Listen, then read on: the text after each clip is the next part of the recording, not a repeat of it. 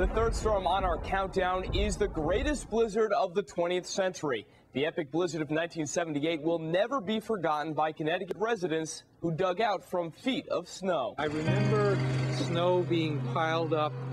The drifts were 10, 12 feet high, more snow than I have ever seen. The snow was so high that my children could go right over our patio railing and just walk on top and just go straight down. It was incredible. The storm was so intense, wind gusts near hurricane force whipped 2 to 3 feet of snow into drifts that covered homes and buried cars.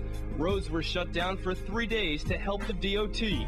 Governor Ella Grasso walked through the blizzard to the state armory after her car got stuck in the snow. We were deeply concerned, especially to hear that you had very bad problems over there and that you were having roads that you still hadn't been able to reach. Not only did the blizzard produce exceptional snowfall rates, it moved slowly, bringing hours and hours of whiteout conditions. The storm marooned people for days, claimed 4 lives, and did millions of dollars in damage.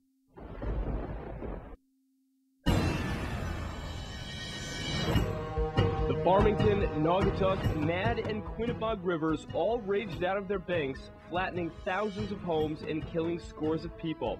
Up to 25 inches of rain soaked the state following 2 hurricanes that brushed by southern New England that summer, Connie and Diane. The winds weren't terribly strong, but the rains were deadly. The late Governor Abe Ribicoff toured the damage with President Eisenhower. It's been a great devastation to this beautiful state of ours. And there's been great loss. Waterbury, Naugatuck, Putnam, and Farmington were some of the hardest hit towns. Whole neighborhoods were decimated. In Winstead, 7 died as the Mad River crushed everything in its path. My God, I could see things floating down, cars and everything, floating down Main Street. It was the worst sight I've ever saw. You could see the windows were all out, the water was going through just like Niagara Falls. It was just unbelievable. You thought you had imagined houses being there, because you couldn't think, how could a house fall into the river? In New Britain, this neighborhood was one of hundreds flooded. Roads like Route 44 on Avon Mountain gave way, and Park Street in Hartford was accessible only by boat. The Bristol Press became the news as water surrounded the building.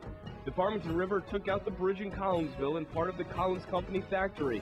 The river raged downstream before taking out dozens of homes in Unionville and killing 13.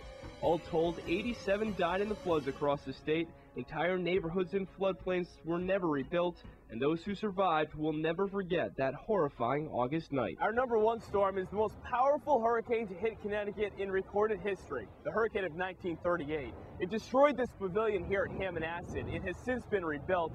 The storm came ashore with winds of over 120 miles per hour and a deadly storm surge.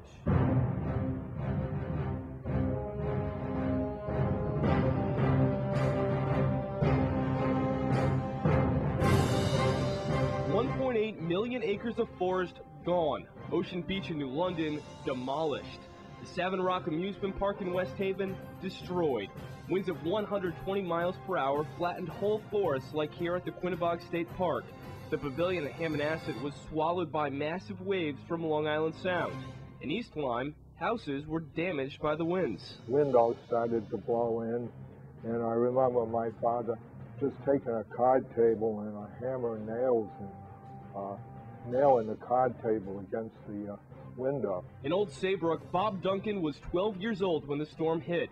It took shelter next to a theater on Main Street, unable to make it home from school. There was a big 2x4 came flying evidently over the top of the theater and went right through a car, the windshield of a car parked out front. So I wasn't going anyplace at that time. Looking west towards Oyster River, and it was just a mishmash of trees. You just couldn't see anything. You couldn't walk on the road. Bostonian train number 14 from Grand Central Station was heading over the causeway near Stonington Borough when a tidal surge swept over the train tracks. The engineer is credited with saving all but 2 of 275 lives after rushing passengers to higher ground. The hurricane was racing north when it made landfall in Milford at an unprecedented forward speed of near 60 miles per hour. The hurricane of 1938 is Connecticut's worst hurricane in recorded history. The storm's toll in the state was enormous. At least 90 people died in the storm, which did an incredible $100 million in damage in 1938 dollars. No storm like it has hit since, but it's only a matter of time before the next one strikes. Ryan Hanrahan, NBC30 News.